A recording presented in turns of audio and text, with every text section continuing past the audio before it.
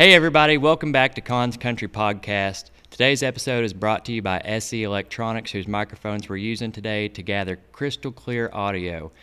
Today with me, I have a special guest, Jonathan Pennington of Moonlight Mile. Jonathan, so what got you started in music? Oh, Lawrence, I started in music whenever I was about 14 years. I'm 14 years old. I'm 42 now. Music was just something that I kind of grew up with. I was my parents raised me in church, and so a lot of the Stanley Brothers and things like that were played a lot around the house. And so around the 90s, I got into that was the kind of the explosion of the grunge sound, and so Nirvana and bands like that were really influential to me wanting to learn to play the guitar then. And so guitar kind of, this is before iPhones and things to do. Graphics on the video games weren't the greatest, Still love those games, but music became the thing that I would spend a lot of extra time doing, and just taught myself. That didn't have a lesson from. We lived in Sandy Hook, and people that did guitar lessons, it was a good little haul to find one that did, and we didn't have a lot of money, so my grandfather bought me some of these VHS tapes of basic guitar, before YouTube. I mean, YouTube's made things so much easier for everyone since then, but you used to have to buy VHS tapes of, some guy playing a G chord and a D chord, and I taught myself how to do it, and it was like this thing that I would always do when I got home. Guitar became the thing.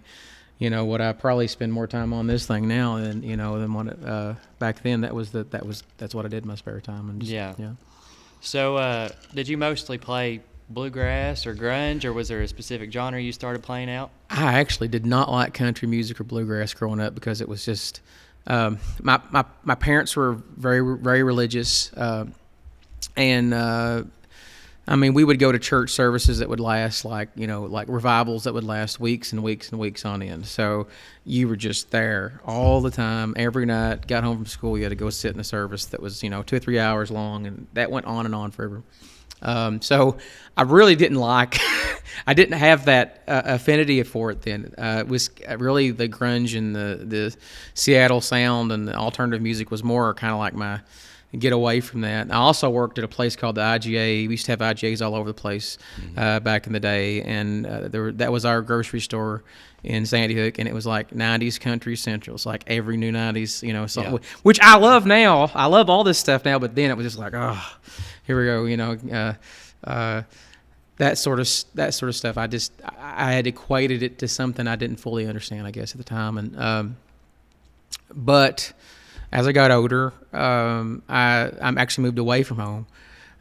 My wife's from Wisconsin, kind of on the border of Wisconsin and Minnesota. And as I got up there, I began to listen to more sort of like bands like Wilco and Ryan Adams and Jason Isbell, more recent, that were doing this, taking this old sound and making it, mixing the rock influences with it and so on and so forth. And I never really realized you could do that. And so I really got back immersed again in the sounds of my childhood and the Stanley Brothers. And I should say, before I moved away, I got to meet Ralph at a concert and went to a few concerts. I started to get back into bluegrass as I got older before I moved away.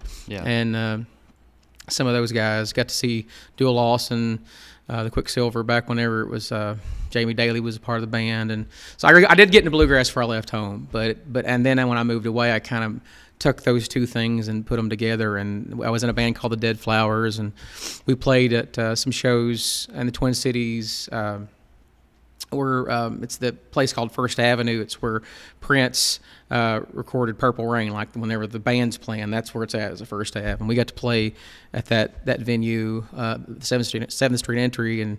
And long story short, that band didn't turn out, and I ended up moving away, and we left at a lot of other places. But by the time I finally ended up coming back home, when my dad passed away, and Moonlight Mile kind of was birthed out of that idea, those two things together. Yeah.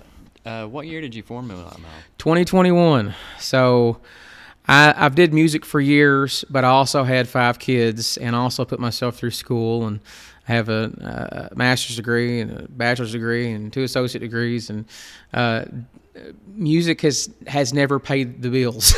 It's always been there was a point where I thought about going into. I have an associate in music, and I was considering going into music, and but it's all teaching if you want to get paid to do music. So, and the thing about a music teacher is like there's one per school, basically a lot of times, and so you'd have to get a job wherever you end up, which would actually, and it turned out in my life, would have been fine because we lived in Nebraska, we lived in Kansas City, Missouri, we lived up north, we lived all over.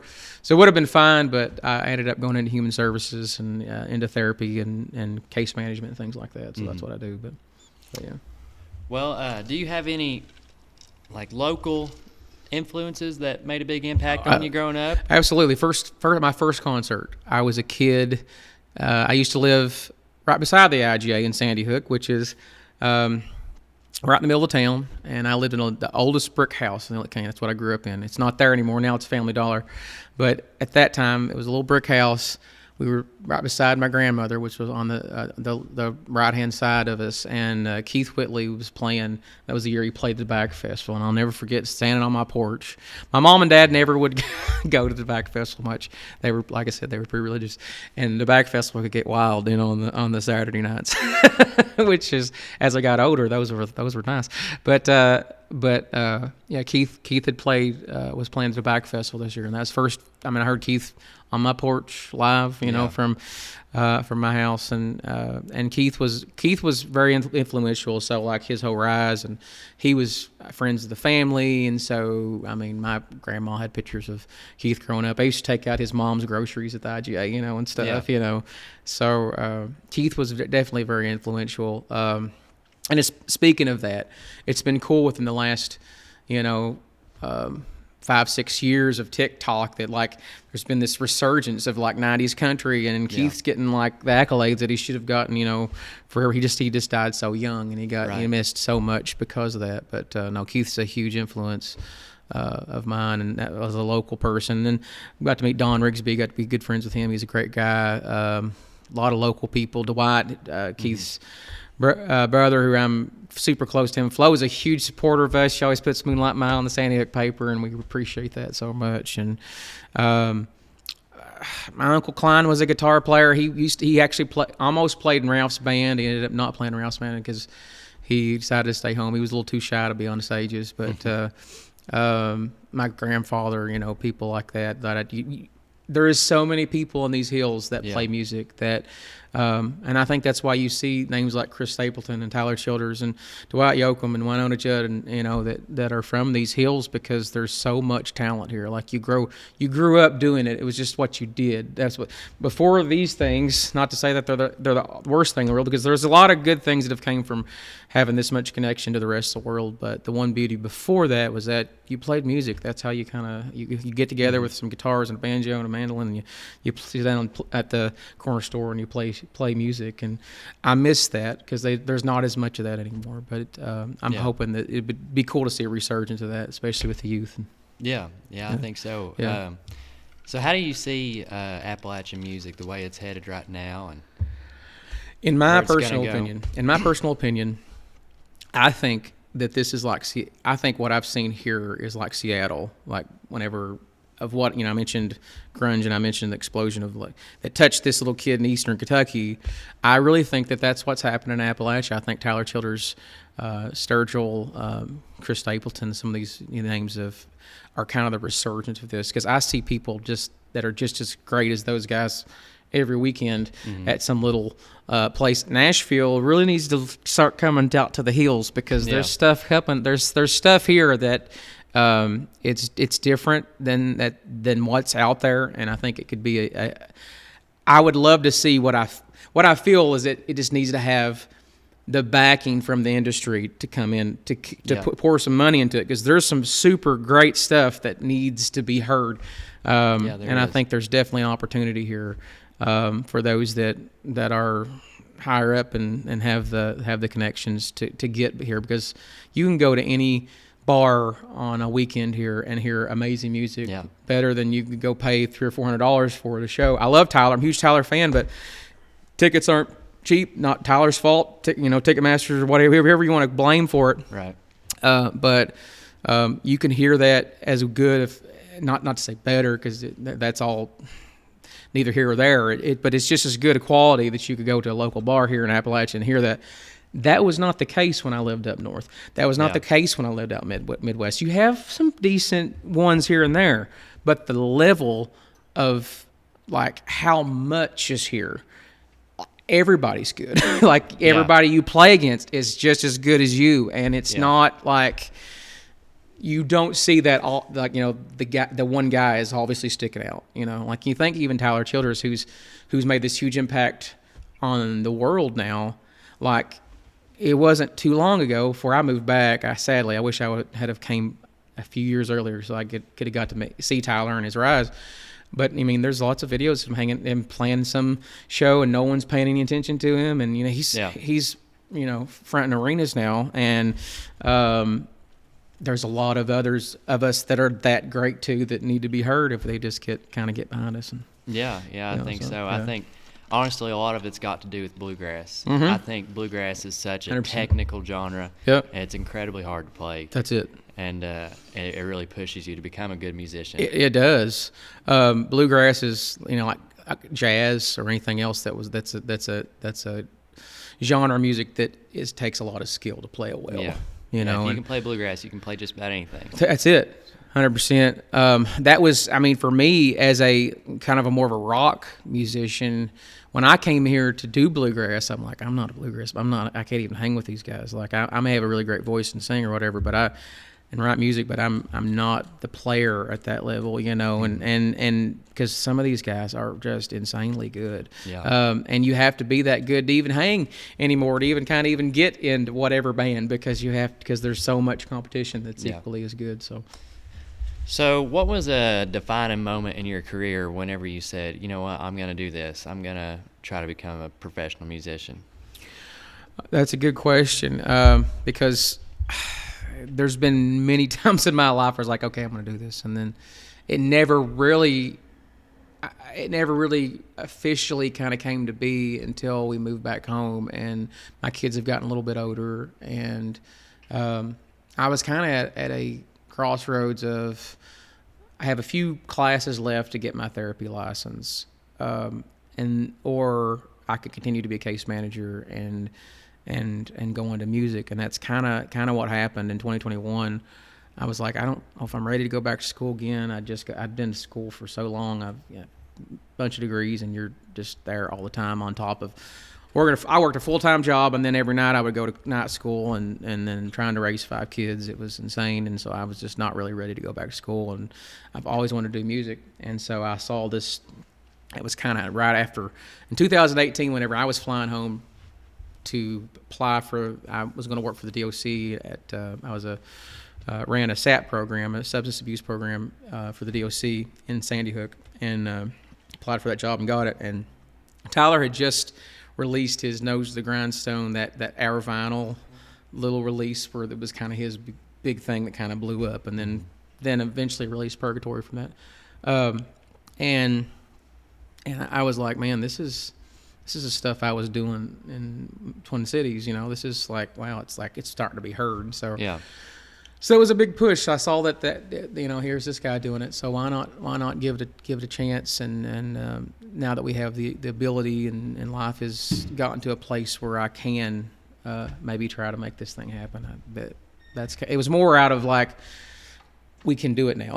Yeah. That a lot of the other time has been, like, my son's growing up, my daughters are growing up. I have to, do all this dad stuff, and I'm still doing all that dad stuff. But it was more of a time really in our life that we were able to make it happen, essentially. So yeah. yeah. So your all's debut album, how did you go about picking the songs for that? Well, a lot of the stuff that we've released already, it is our debuts, but they were more live things to kind of get our name out there. So yeah. Our official album, like actual album, will release in 2025. So it's going to come out. I got 2 more songs left to drop. Like 3 more songs. I got a song that I'm going to do for you today that's going to drop in December, and then there'll be 2 more songs next year, a cover of "Oh Death" and a revised version of "Honey" that'll come out, and then we'll release the full album then. And that'll be all this new studio stuff that we've did. The very first live album that me and Shane put out. Shane Johnson was my dobro player at the time, and love Shane, and I hope you're doing good, buddy, if you watch this. Fantastic dobro player. Shane just didn't want to do music anymore. Just wanted to kind of, and I get it. We're getting older, and it's like, what are you doing? I have to ask myself that all the time, you know. Anyway, I forgot, lost track of time. What was the question? Sorry. So how'd you go about picking the songs? Sorry. Fine. Squirrel. The very first live album, me and Shane got together, and we put this band together, and it was like we were having trouble getting into venues and this is for anybody that's up and coming in this scene that's looking to try to get heard and get some good decent gigs. It was more out of necessity. So like I'd been writing all these songs. These songs I was just writing like a lot. Like for whatever reason, these songs were just coming out, and I was like it just was just happening. And so it wasn't hard to figure out which songs to put on. It was like, what are the ones that are the most flashy, because we're going to do this live thing on this bridge, and then we're going to send these videos out to these local places so we can get some gigs. So really it was just like, what can we play well that looks flashy, and we could, you know, just to try to be heard, because like I mentioned earlier, there's a lot of competition. There's a lot of people vying for all these spots. So it was more kind of out of necessity. And then later on, I wrote "Honey," and people liked that really well, and so we ended up recording that with Radio WV. And we've never released that live stuff, but we did release our stuff with Appalachia Untold. We just did some more live stuff as well, and kind of the same principle, just kind of get your name out. And before we release our studio stuff, it was kind of more like kind of have people already listening. That way, when the studio stuff comes out, it would just, you know, continue on, hopefully. So yeah. Yep. So have you ever had like a pinch me moment, you know, in music? Like if you heard your music on the radio for the first time, or? Oh gosh, yes. And I gotta try to remember exactly. There has been a few of these. Radio is very cool. Hearing that for the first time is really awesome. Getting to like be on the same stage with, you know, some names like, you know, we got to play the first. I think it was 2 years ago, Foxfire Festival with Dwight Yoakam. We got to play on the same stage with Dwight. That was amazing. Coey Wetzel was on the day that we played. Coey Wetzel was on. And then 49 Winchester were just starting to blow up. They were on the stage. Lost Dog String Band was there. Those were just some killer artists I loved, you know, to get to play with them. And then got to play on National Musicians Festival a few years ago with Winona Judd. We were on the side stage, but we were pretty close to the time that she got up there, which was cool, and got to meet the Nappy Roots guys. I'm still friends with one of the Nappy Roots guys from that. He's an awesome guy, Big V. And just moments where I've actually been on a stage with, you know, so-and-sos. You know, it's been really cool to see that, to be that. You know, I didn't think it would. It feels like we've not been doing this that long, and to be able to have gotten that little bit of notoriety, it's not huge, but it meant a whole lot to me to get the opportunity. So yeah, that's cool. Yeah. Is there any venues or anything like that, you know, bucket list venues or? Well, the Burl was a huge bucket list forever, and we've played there a couple times, but I still love it's one of my favorite venues in the area. Shout out to the Burl and the people that do that. Getting to play Duke's Indy next year. I've been trying to get into Duke's for a while, so we're getting to do that. I was trying to get to Bright Box Theater, and we got to open up for Band of Heathens, which was also a pinch me sort of moment, because we actually were direct support for Band of Heathens, got to open directly for them, and that was really cool. We're going to be back there again sometime next year. Southgate Revival House, we're finally getting to get into there. Some of these ones that we struggled to get in before, or they're starting to kind of let us in the door now, and that's been really cool to see happening. So yeah, that's pretty cool. Yeah. I remember whenever the venue had just opened up here in Moorhead, speaking of which, we're not Moorhead, close to Moorhead, and being like, oh, if I could just get to the venue, because at that time, like, that was the place everybody wanted to play at, and it took me a while to get into there. There's been many of these moments where it's like, oh, if I can just get into this place, and then you keep working and you get into that place. And Alley on Main, where we're playing at later in December, near Christmas, I remember whenever I was trying to get into that, whenever they had just first opened, because that was the place you wanted to get at, and so it's just that happens frequently, I guess. Every new door is like, oh wow, I get to do this. Yeah, now, once you go through one door, there's another one ahead. That's exactly it. Yeah. Yeah. So do you have like if you could have the ideal festival, who would be the lineup? Wow, I would love to play a festival with Tyler. I never got the opportunity to do that. I was not here whenever Tyler was playing all locally all the time. Mm-hmm. So I would love to get to play with Tyler at a show. I'd love to play with Chris Stapleton, because the same deal. Chris was doing his thing whenever I was moved away up north, and I would love to have been, in that order with Stu. I'm a huge Sturgill Simpson fan. Would love to play a show with Sturgill. Would love to play a show with My Morning Jacket. I love My Morning Jacket. They're out of Louisville. Would love to do a show with them.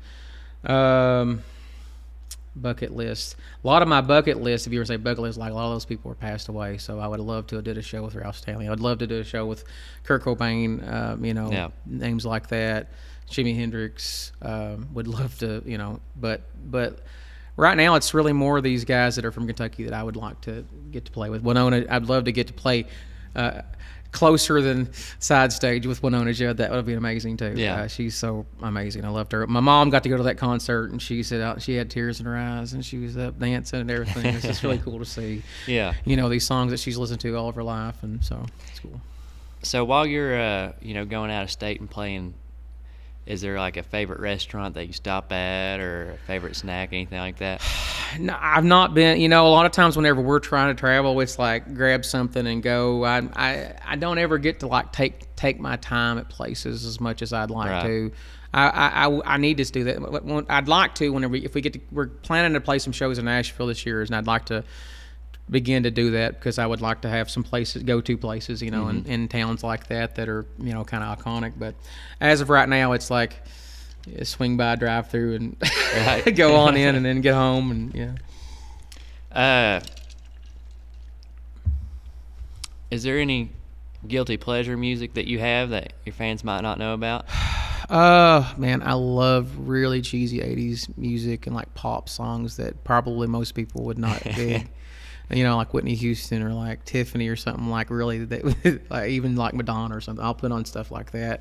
Stuff that's like, because you hear so much of the same thing all the time. Sometimes it's nice just to put in something that's completely off the wall.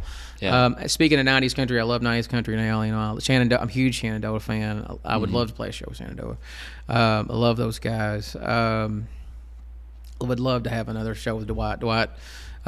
Dwight, we got to hang out in the back till Dwight played, and then when Dwight played, everybody had to leave. I was like, oh, yeah. I understand. He's Dwight Yoakam, but that was, it would be cool to actually get to have a conversation with some of these people that were hugely influential as me as a kid, and just seeing them, their name in lights as a kid would be cool to see that. Yeah.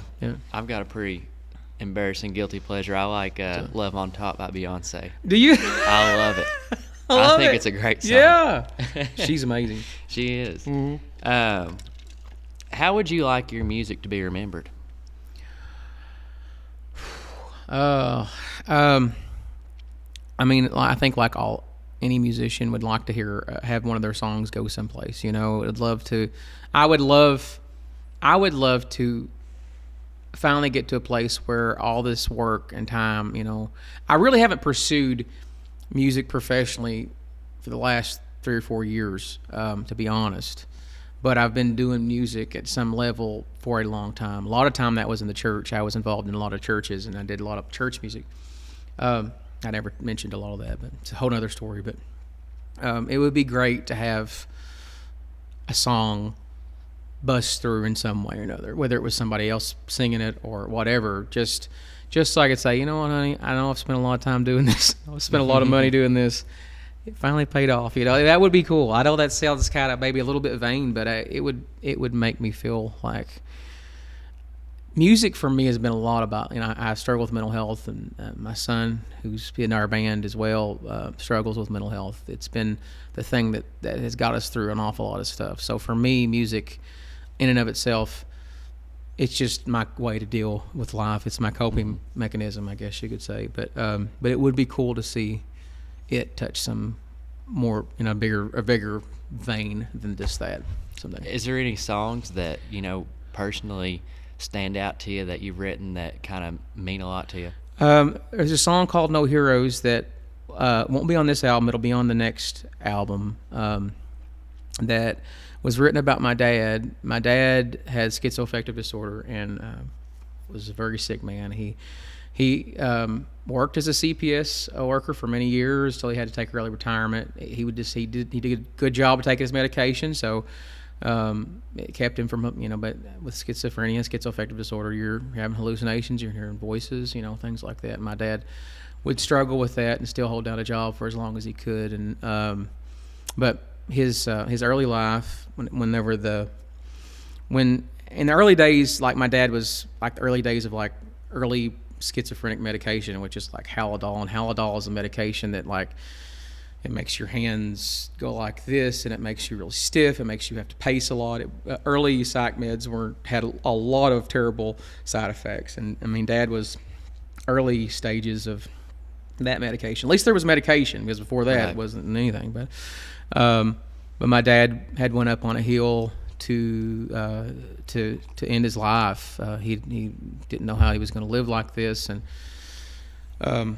the voices and just everything. And so he took an overdose of a bunch of Valium and went up on a hill in Clack Mountain, actually. And the top of Clack Mountain, took a bunch of Valium, was going to kill himself. And as he started to slip away, he prayed that God would help him get off that mountain, and that if he would get him off the mountain, he would try to get his life straightened up. And so some hunters found Dad, and they took him and got his stomach pumped. But this song, when I wrote it, I don't tell the ending happy part. I just kind of leave it as the making the decision to end his life. And the song kind of wrote itself. It literally felt like Dad was writing that song, and I still kind of feel that way. And kind of some confirmation. I was in a music competition a couple weeks ago at the train station over in Corbin, and that was probably the song that helped me win, because they were just like, wow, it's a really heavy song. And the lady came up to me afterwards. She's like, it almost felt like you were speaking for someone else. You were giving them a voice. And I was like, wow, because that's kind of what it felt like. And it kind of wrote itself. So yeah, it's a great song. You played it the other night at Elliott's, and brought a tear to my eye. Oh, thanks, it's a really good song. So we're hoping to release that sometime next year. I want to do it right. I want to try to figure out how we're going to record it. We haven't decided if we're going to record it locally or out. I'm leaning to recording it locally, because after that competition, we got given a free recording. And so I was like, well, I might just do that with that guy locally and put it out. So it'll be out soon, hopefully. Yeah, that'd be great. Yeah.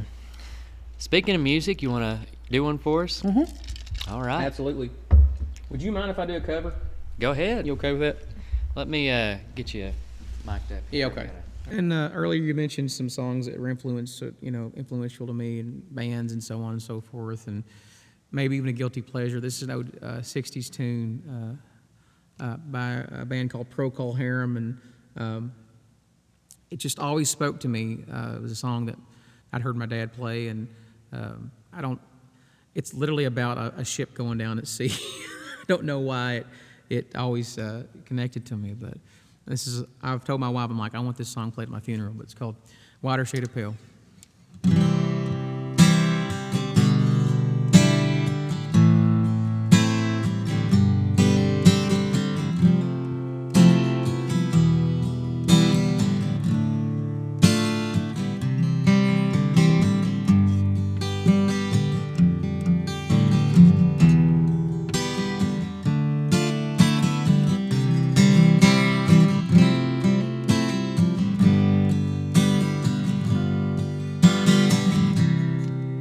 Skip the life and and angle,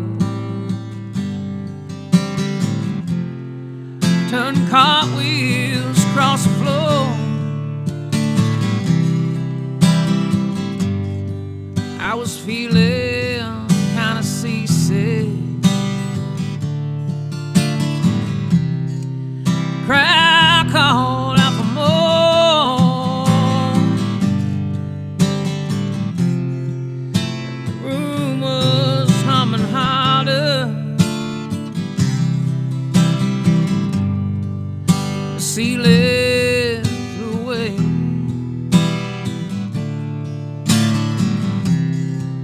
When we called out for another train,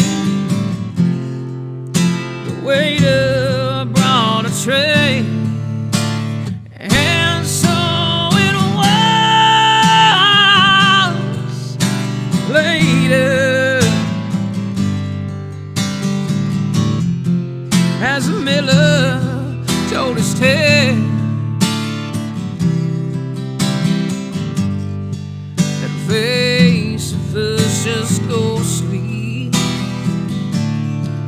turn to wider shade of pale. She said there is no reason, and the truth is plain to see. I stumbled through my playing card. Why couldn't I let her be?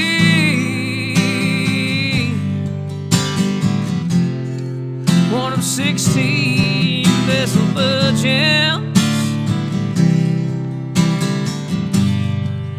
We're leaving for the coast.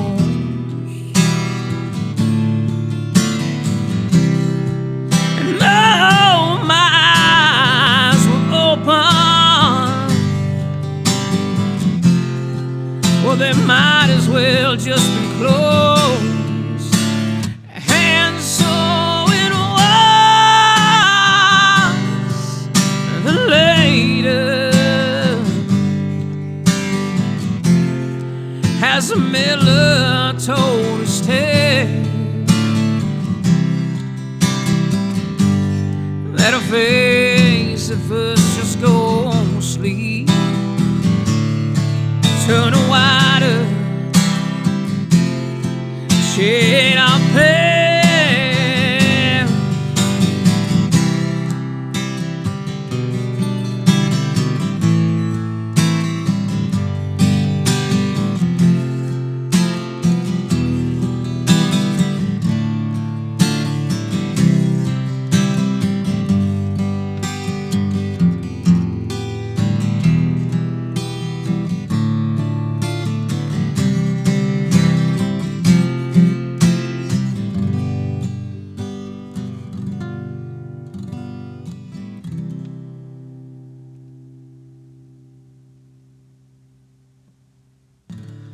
This song we recorded, me and Shane recorded it up on a bridge in Sandy Hook, and we're getting ready to release it, kind of as a Christmas in July, but in Christmas.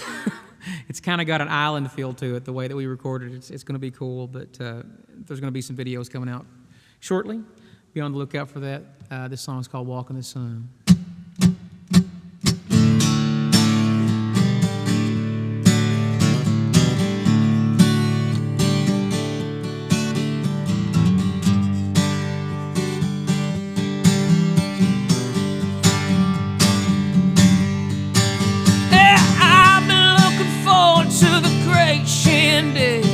I don't even know how to even exist anymore.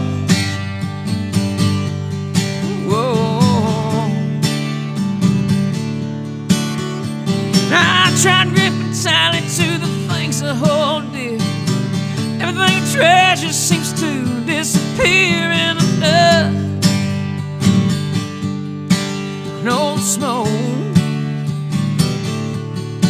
So I tried go on about my way. Yeah.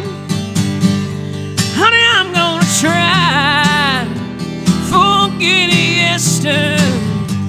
Yeah, walk in the sun.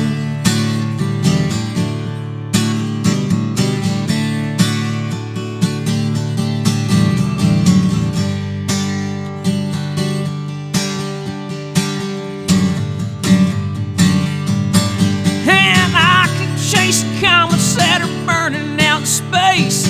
I can't even seem to kind of relate to anyone anymore, Lord. And this bloody wound's a crevice where my heart used to be. Standing in a puddle and you look straight at me, said, bleed, oh boy, till you're all gone. And I'm gonna try go on about my way, yeah. Honey, I'm gonna try forget yesterday. Yeah, walk in the sun.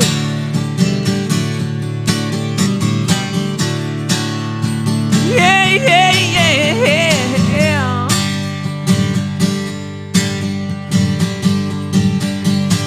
Yeah, I'm gonna walk in the sun, shine.